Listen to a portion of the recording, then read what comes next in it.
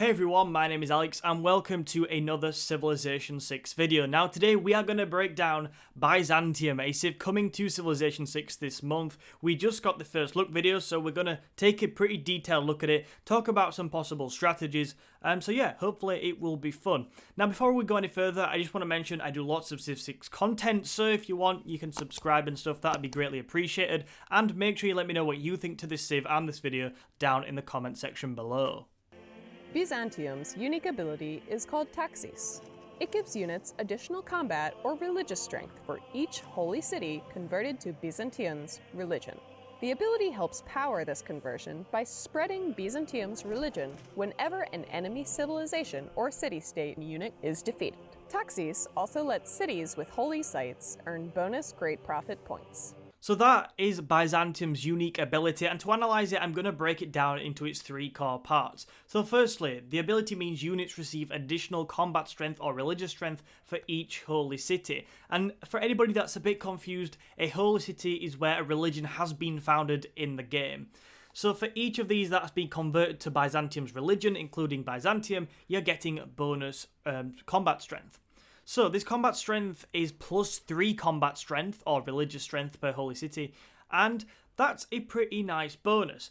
And what I like about it is that essentially as soon as you get a religion, because obviously you'll have your own holy city to convert to your religion, all your land units receive +3 combat strength from very, very early on, which is going to be useful in those early battles.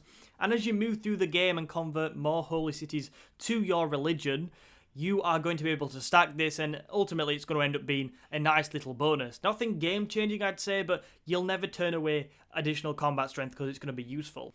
Now before we go any further, I just want to say this sets the tone for Byzantium. This civ is a civ that very much incorporates elements of faith and elements of domination and needs them to work together.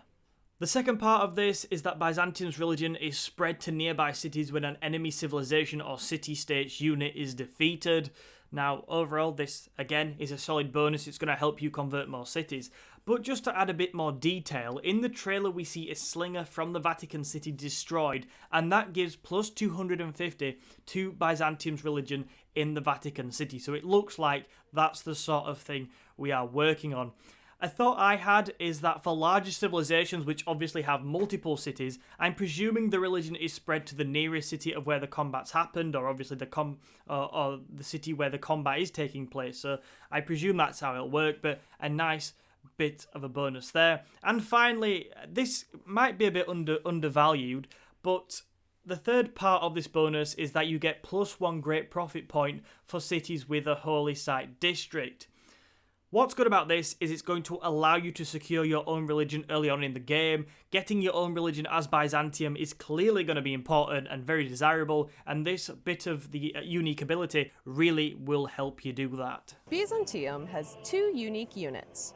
The Dromon replaces the Quadrireme, offers additional range, and receives additional combat strength against other units.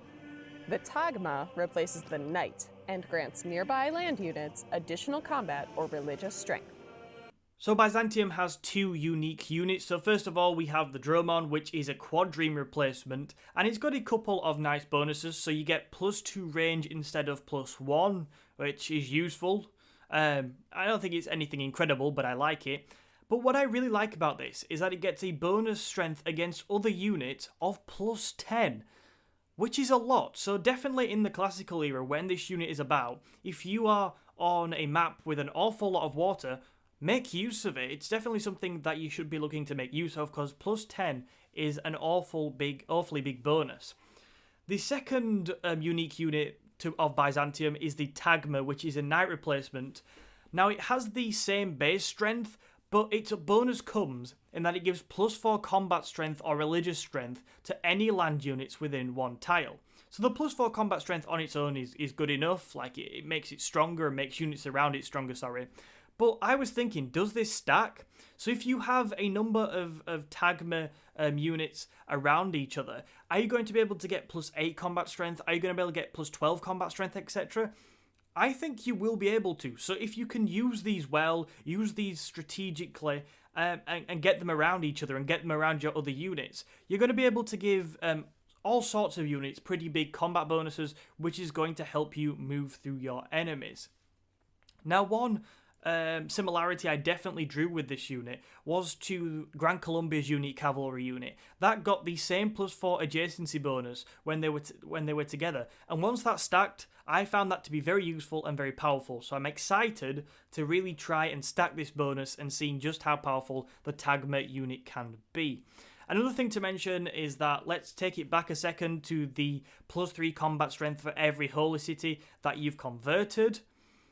When you start stacking multiple of these, so when you get the +12 from having 3 Tagmas around a unit, and when you're getting +3 and +6 from converting holy cities, you're going to be getting massive combat bonuses, and that's going to help you steamroll people, I think. So Byzantium is definitely, if you play it well with the religion, Byzantium is definitely shaping up as an incredibly strong military civ.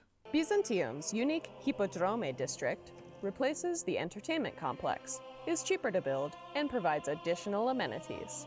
When the Hippodrome and its buildings are constructed, they also grant a free heavy cavalry unit that does not cost maintenance. So yes, the Hippodrome is Byzantium's unique district, so there's 2 bits of this bonus. So firstly, the Hippodrome is cheaper. I couldn't find out how much it is cheaper, but I'll take it. If it's cheaper, I'm happy. But more importantly, it gives +3 amenities compared to the standard +1.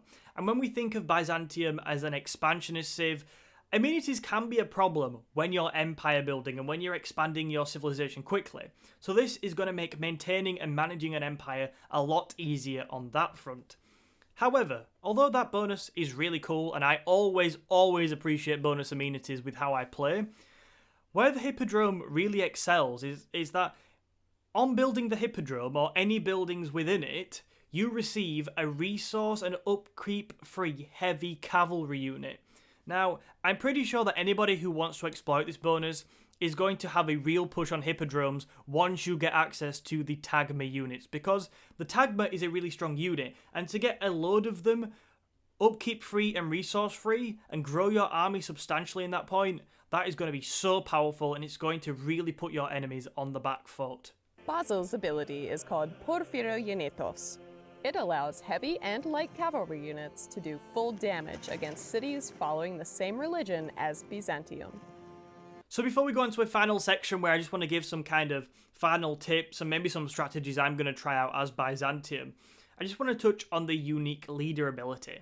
So Basil II, which is actually a surprise that he's leading Byzantium, but I'll be doing a video on him, by the way, maybe after release, but in the next few weeks, where I look at his history, briefly touch on his history, touch on the bonuses and unique units of this civ, and kind of figure out where they fit in history. So if you want to see that, do make sure you subscribe. But his unique ability in Civ 6 is that heavy and light cavalry units do full damage against cities following the same religion as Byzantium. Now, first and foremost, this is going to obviously help you take cities where their religion is the same. But what I like about it is that it sort of ties into that previous bonus. The bonus where Byzantium's religion is spread to nearby cities when an enemy civilization or city-state unit is defeated.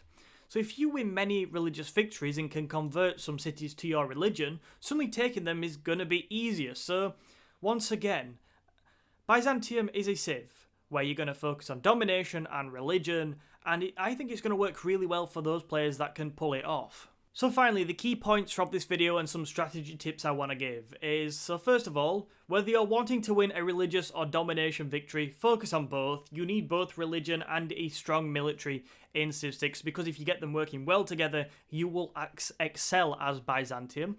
The second tip I'd say is that at the start of the game, you're going to want to focus on getting a good number of cities out early with a number of holy sites and a few encampments. Once you get access to the Tagma, that is when I'd be getting my Hippodromes out to get those upkeep-free cavalry units out and really push my advantage and push my unique unit. You could easily get a good number of Tagmas here, and if you do, I think your enemies are going to be in a lot of trouble.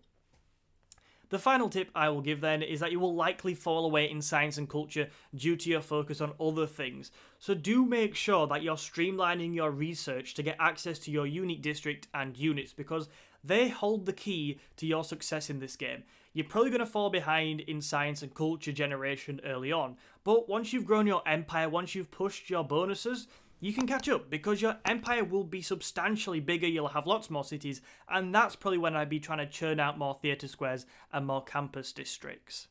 Thank you so much for watching this video today. If you want to see another one of our Civ 6 videos, then check out the video in the box below. Also, for lots of Civ content coming up, including a reaction to the goals, make sure that you hit the like button on this video and subscribe to the channel. My name is Alex, and I will see you in another video soon.